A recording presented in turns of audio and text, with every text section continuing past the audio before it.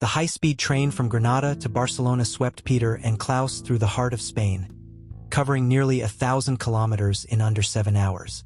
As the arid landscapes of Andalusia gave way to the Mediterranean coastline of Catalonia, Peter found himself contemplating how dramatically his understanding of his own identity had evolved since leaving Chicago just weeks ago.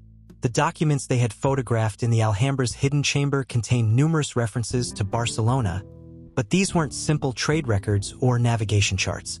Instead, they appeared to be personal correspondence, written in a mixture of Portuguese and Catalan, filled with references to secret meetings, hidden locations, and what could only be described as romantic intrigue. Klaus had been unusually quiet during the journey, spending most of his time studying his own research notes and occasionally making encrypted phone calls in German. Peter's growing suspicions about his traveling companion had been amplified by their encounter with the mysterious representatives in Granada, and he found himself wondering whether Klaus was truly the helpful academic he claimed to be. As their train pulled into Barcelona's Franca station, Peter felt the familiar mixture of excitement and apprehension that had accompanied his arrival in each new Spanish city. But Barcelona felt different from the others, more cosmopolitan, more connected to the broader European world, and somehow more dangerous in its sophistication. The Gothic quarter, where their research pointed them, was a labyrinth of medieval streets that had been continuously inhabited for over 2,000 years. Roman ruins coexisted with Gothic cathedrals, Renaissance palaces stood next to modernist apartments, and the narrow alleys held secrets that spanned centuries of Catalan history. Their hotel was a converted palace on Cara del Paradi, just steps from the cathedral and deep in the heart of the old city. From their room's small balcony, Peter could see the intricate spires of the Sagrada Familia in the distance, but his attention was focused on the maze of medieval buildings that surrounded them, one of which supposedly contained the hidden balcony mentioned in his family's documents. According to the Barcelona references in your Portuguese papers, Klaus explained as they settled into their room, your ancestor Mateus wasn't just conducting business in this city. He was involved in a very personal relationship that had significant political implications. Peter spread the photocopied documents across their small table, studying the fragments of text they had been able to decipher. A relationship with whom? That's what we need to find out, Klaus replied. But the documents suggest it was someone from one of Barcelona's noble families, someone whose association with a Portuguese merchant could have been seen as treasonous during certain periods of Catalonian history. The next morning, Peter and Klaus began their systematic exploration of the Gothic quarter, using the partial addresses and architectural descriptions from the Portuguese documents as their guide. The medieval streets were busy with tourists and locals, providing good cover for their investigations, but the density of historical buildings made their search feel almost impossible. We're looking for a palace with a distinctive balcony that faces an inner courtyard, Klaus read from his translation notes. The documents mention stone roses carved beneath the ironwork, and a view of 3 church spires from the eastern window. They spent hours walking through Cara del Bisbee, Placa del Rey, and the narrow alleys that connected the major landmarks, photographing balconies and architectural details that might match the descriptions. The Gothic quarter was full of hidden courtyards and private spaces that weren't visible from the main streets, making their search both fascinating and frustrating. At a small cafe on Placa Sant Jaume, they paused to review their findings and plan their afternoon strategy. Peter noticed that Klaus kept checking his phone, and twice excused himself to take calls that he claimed were from his university supervisor. Klaus, I need to ask you something directly, Peter said when the German historian returned from his second phone call. Are you reporting our activities to someone? Because if you are, I need to know about it. Klaus looked uncomfortable but met Peter's gaze directly. I'm in communication with certain academic institutions that have an interest in our research, he admitted. But Peter, you have to understand that what we're uncovering is too significant to keep completely secret. There are legitimate scholars and institutions that could help us properly preserve and study these materials. And how do I know these legitimate scholars aren't the same people who confronted us in Granada? You don't, Klaus replied honestly. But you also don't know that they aren't. Peter, we're dealing with historical materials that could reshape our understanding of medieval European trade networks, cultural preservation efforts, and political alliances. That kind of discovery brings both opportunities and risks. Before Peter could respond, an elderly Catalan man at the next table leaned over and spoke to them in accented English. "Excuse me, but I couldn't help overhearing you mention stone roses and church spires. Are you perhaps looking for the Palau de Montcada? What do you think about this elderly man's sudden appearance? Could this be another coincidence? Or is someone else guiding Peter's journey? Share your thoughts in the comments." The elderly man introduced himself as Jordi Valls, a retired professor of medieval Catalan history from the University of Barcelona. He claimed to have overheard their conversation and offered to help with their apparent search for historical buildings in the Gothic quarter. The Palau de Montcada, Professor Valls explained, is one of Barcelona's hidden treasures. It's a 15th century palace that's now privately owned and not open to the public, but it matches your description perfectly. Stone roses, distinctive balconies, and a location that offers views of 3 church spires. Peter and Klaus exchanged glances. The name Montcada hadn't appeared in any of their documents, but Professor Valls seemed genuinely helpful rather than threatening. The Montcada family, the professor continued, were one of the most powerful noble houses in medieval Catalonia. They had extensive trade relationships throughout the Mediterranean, including connections to Portuguese merchant families. "Would it be possible to visit this palace?" Klaus asked carefully. Professor Valls smiled. "As it happens, I know the current owner. She's a descendant of the original family and quite passionate about preserving the building's historical significance.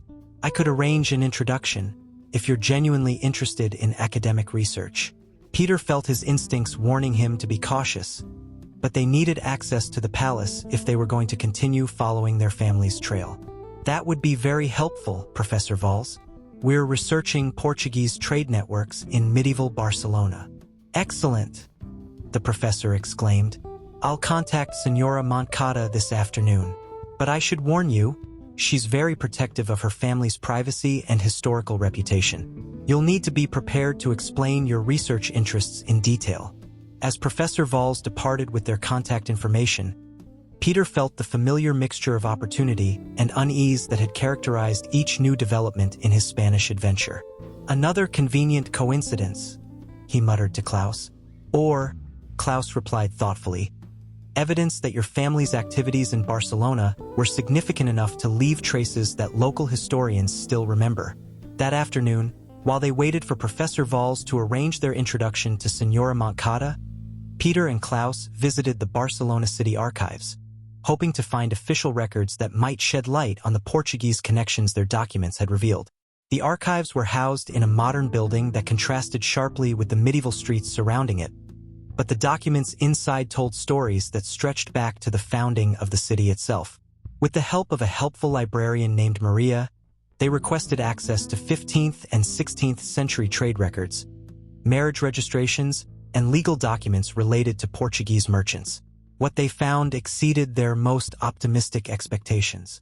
"Look at this," Klaus said, pointing to a marriage register from 1487. Isabella de Montcada, age 19, betrothed to Ferdinand de Requesens, age 34, by arrangement of their families.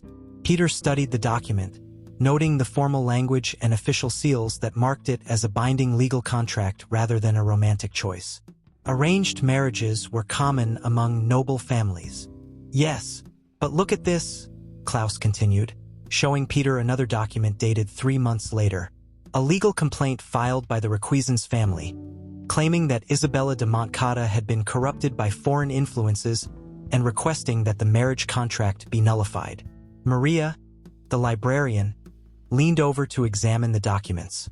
"That's unusual," she observed. "Marriage contracts between noble families were rarely broken once they were formally agreed upon. There must have been significant scandal involved." They spent the next several hours piecing together fragments of the story from various legal documents, church records, and trade registrations. A picture emerged of Isabella de Montcada as an intelligent and independent young woman who had defied her family's expectations by refusing to proceed with her arranged marriage. "Here," Peter said, finding a document that made his pulse quicken. A trade agreement between the Montcada family and Mateus of Porto, merchant and navigator.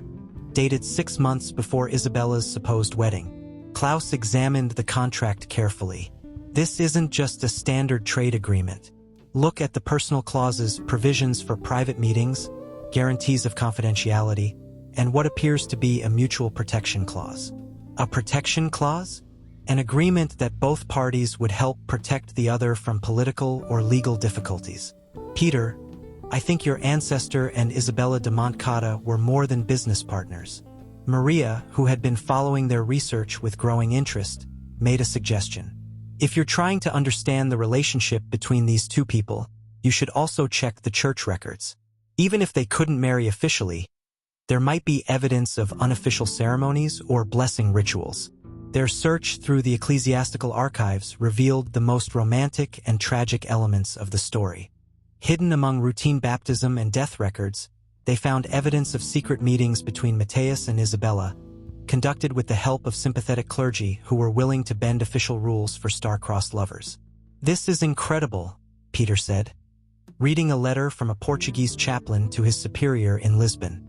He's requesting permission to perform a spiritual union ceremony for a Portuguese merchant and a Catalan noblewoman, arguing that their love transcends political boundaries.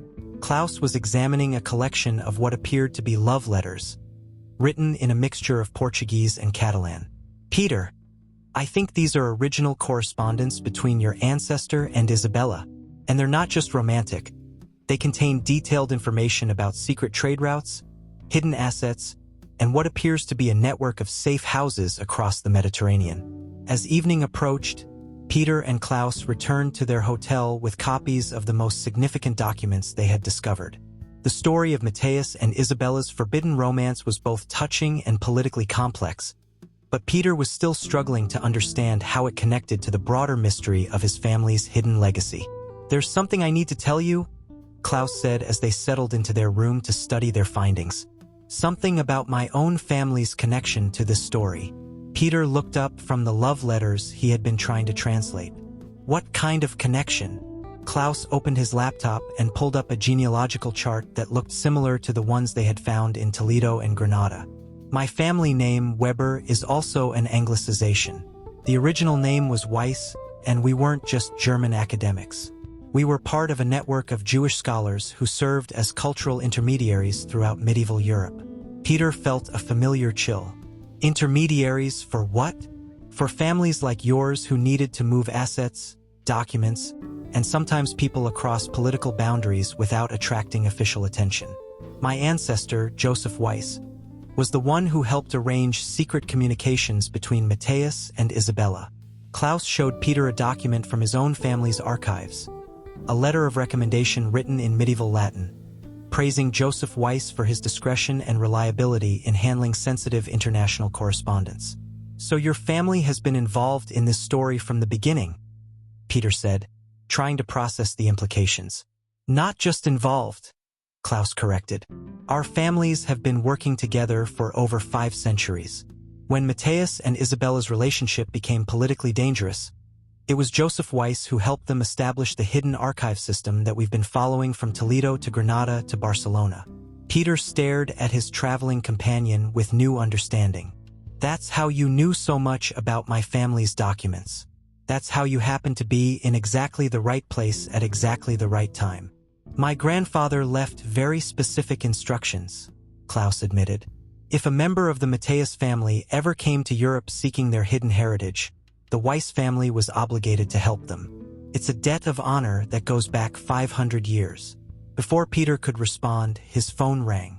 Professor Valls was calling with news about their requested meeting with Senora Montcada. Excellent news, the professor reported. She's agreed to meet with you tomorrow evening. But she has some conditions. You must come alone. You cannot bring recording equipment. And you must be prepared to prove your legitimate academic interest in her family's history. Peter looked at Klaus, who had been listening to the conversation. Did he say come alone? Yes, Klaus confirmed with a slight frown. That's unusual. After ending the call, Peter paced their small room, trying to decide whether to trust Klaus's revelations about their family's historical connection or to view them as an elaborate deception designed to manipulate him. Klaus, I want to believe you, But every time I think I understand our partnership, you reveal another layer of connection that you supposedly forgot to mention earlier. I understand your suspicion, Klaus replied. But Peter, consider this. If I were trying to deceive you or steal your family's assets, would I really reveal so much about my own family's involvement? Wouldn't it be easier to maintain the fiction that we were strangers who happened to meet in Toledo? Peter had to admit that Klaus's logic made sense, but his Chicago-trained paranoia wasn't easily dismissed. The next evening, Peter made his way alone through the narrow streets of the Gothic quarter to his appointment with Senora Montcada. Klaus had been disappointed to be excluded from the meeting, but he had accepted the condition gracefully and promised to continue researching the documents they had gathered. The Palau de Montcada was located on a small street that Peter had walked past several times without noticing the discreet entrance. The building's facade was elegant but understated, giving no hint of the historical treasures that might lie within.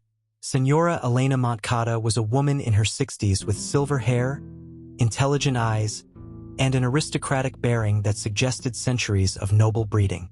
She received Peter in a sitting room that was furnished with antiques that appeared to be original to the building's 15th century construction. "Mr. Mateus," she said in excellent English, "Professor Valls tells me that you are researching Portuguese trade networks in medieval Barcelona, but I suspect your interest in my family is more personal than academic." Peter decided that honesty was his best strategy. "You're right, Senora Montcada. I believe one of your ancestors had a relationship with one of my ancestors, a Portuguese merchant named Mateus." Elena Montcada's expression softened slightly. "Isabella and Mateus. Yes, their story has been preserved in my family for many generations. A tragic love affair that defied political boundaries and social expectations. I found some documents that suggest their relationship was more than just romantic, that they were involved in some kind of cultural preservation network." "They were," Elena confirmed. Isabella was not just a romantic rebel. She was also a scholar and a cultural preservationist. She used her family's wealth and political connections to help protect manuscripts, artworks, and historical documents during periods of political upheaval. Elena led Peter through several rooms of the palace, each filled with historical artifacts and family portraits that spanned centuries. But their destination was a small chamber on the upper floor, accessed through a narrow staircase that was clearly not intended for public tours. "This was Isabella's private study," Elena explained as they entered a room lined with ancient books and illuminated by tall windows that did indeed offer views of 3 church spires. "And this is the balcony where she left messages for Mateus when direct communication became too dangerous." The balcony was small and intimate, decorated with the stone roses that the Portuguese documents had described. Ironwork that was clearly original to the 15th century supported a narrow platform that overlooked an inner courtyard hidden from the main street. "The messages were hidden here," Elena said, showing Peter a section of the stone balustrade that appeared to have been carefully modified. Isabella developed a system of removable stones that created a secret compartment. With Elena's permission, Peter examined the hiding place. The mechanism was ingenious. Stones that appeared to be fixed in place could actually be lifted out to reveal a waterproof cavity large enough to hold letters or small documents. "Are there any messages still hidden here?" Peter asked hopefully. Elena smiled mysteriously. "There's something I think you should see. Thank you for staying with us this far." Peter is about to discover something incredible in Isabella's secret hiding place. What do you think has been waiting there for 500 years? And can Peter really trust everyone who's been helping him? The best revelations are coming up next. Elena carefully removed several of the modified stones, revealing the hidden compartment that had served as a secret mailbox for forbidden lovers 5 centuries ago. Inside, wrapped in oiled leather that had preserved them remarkably well, were several items that took Peter's breath away. The first was a collection of love letters written in Mateus's own hand, expressing not just romantic passion but also detailed plans for preserving Portuguese cultural artifacts in various Spanish cities. The second was a small leather journal that appeared to contain coded information about secret routes and safe houses throughout the Mediterranean. But the most significant discovery was a detailed map of Barcelona itself, showing the locations of hidden chambers and safe houses that had been used by the Portuguese preservation network. Several locations were marked with symbols that matched those Peter had seen in Toledo and Granada. These have been waiting for someone from Mateus's family to claim them, Elena explained. Isabella left instructions that they should only be revealed to someone who could prove their connection to the Portuguese preservation network. Peter studied the map with growing excitement. Some of these locations still exist? Most of them, Elena confirmed. The building owners have changed over the centuries, but the physical structures remain. Barcelona's Gothic quarter is remarkably well preserved. But as Peter examined the documents more closely, he noticed something that sent a chill through him. Several of the letters referenced a trusted German intermediary who helped facilitate communication between Mateus and Isabella, undoubtedly Klaus's ancestor Joseph Weiss. Senora Montcada, did your family maintain contact with the German intermediary's descendants? Elena nodded. The Weiss family, yes. We've had occasional communication over the centuries, mostly regarding the preservation of historical documents. In fact, I received a call just yesterday from someone claiming to be from that family, asking about your visit. Peter's blood ran cold. Someone called you about me? A young man with a German accent, claiming to be researching the same historical networks you are. He seemed quite knowledgeable about our family's connection to the Portuguese preservation efforts. Peter realized that Klaus had been in communication with Elena Montcada before their supposedly chance encounter with Professor Valls. His traveling companion had been orchestrating their movements in Barcelona just as carefully as he had in Toledo and Granada. Senora Montcada, I think I may be in more danger than I realized. Can you help me understand what other parties might be interested in these historical networks? Elena's expression became serious. Mr. Mateus, the preservation networks that your ancestors helped establish weren't just cultural projects. They were also financial networks, moving valuable assets across political boundaries. Some of those financial networks still exist today, and they're worth billions of euros. The revelation hit Peter like a physical blow. His family hadn't just been preserving manuscripts and artifacts. They had been operating one of Europe's oldest and most valuable financial networks, using cultural preservation as cover for moving assets across international boundaries. That's why so many people are interested in your research, Elena continued. The documents and maps you're uncovering don't just have historical value. They could provide access to assets that have been accumulating interest for 5 centuries. Peter left the Palau de Montcada with his mind racing and a leather satchel containing photocopies of Isabella's hidden documents. Elena had insisted he take them, arguing that they rightfully belonged to Mateus's descendants, but she had also warned him to be extremely careful about who he trusted with the information they contained. As he walked through the narrow streets back toward his hotel, Peter found himself constantly checking for signs that he was being followed. The revelation that Klaus had been in secret communication with Elena Montcada had shattered his faith in their partnership, but he wasn't sure how to confront the German historian without revealing that he knew about the deception. When he reached their hotel, Peter found Klaus waiting in their room with 2 cups of coffee and an expression of eager anticipation. How did your meeting go? Klaus asked. Were you able to access Isabella's balcony? Peter decided to test his companion's honesty. It was interesting, but Senora Montcada was very cautious. She didn't reveal much beyond basic family history. Klaus's expression remained neutral, but Peter caught a flicker of disappointment in his eyes. That's unfortunate. Did she mention whether Isabella left any documents or messages for Mateus? The question confirmed Peter's suspicions. Klaus knew exactly what Elena Montcada possessed and was fishing for information about what Peter had or hadn't learned. She mentioned some old letters, but said they were too fragile to examine. Peter lied smoothly. Maybe if we contacted her again in a few days. Actually, Klaus interrupted. I've been thinking that we might want to accelerate our timeline. I received word from my university contacts that other research teams are planning similar investigations in Barcelona. We might want to move on to our next destination sooner rather than later. Peter felt the familiar chill of manipulation. Klaus was trying to rush him away from Barcelona before he could fully explore what Elena Montcada had revealed. What's our next destination? Peter asked, though he suspected he already knew the answer. Based on the documents we found in Granada, I think we should head to Zaragoza, Klaus replied. There are references to a monastery there that served as a major hub for the preservation network. Peter nodded as if he agreed, but his mind was already working on a different plan. The documents Elena had given him contained enough information to continue his research independently, and he was no longer willing to trust Klaus with his family's secrets. That sounds like a good plan, Peter said aloud.